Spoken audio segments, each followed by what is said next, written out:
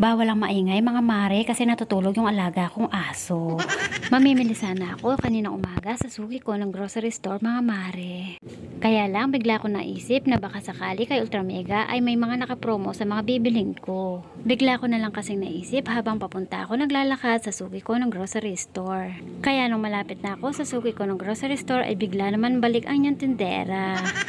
Bilang negosyante, kung saan tayo mas makakamura ay doon tayo mamimili. Kaya naman kahit anong init ng panahon sa paglalakad ay nagtitiis tayo alang-alang sa karagdagang kita.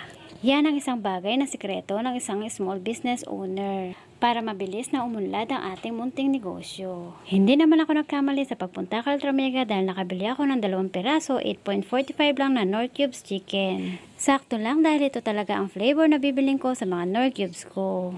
6 pieces lang naman ang binili ko mga mare. Isa pa mga mare, nakabili rin ako ng Knorr sinigang sa sampalok original na may pa-free na plato. Sakto mga mare, ipunin ko to para pamigay kong pag-giveaway para sa mga suki ko pagdating ng Pasko. Karagdagang kita ulit sa ating Keratin Gold mga mare, 11 plus 1. Kaya may karagdagang kita ulit tayo dito ng 9 pesos sa isang haba.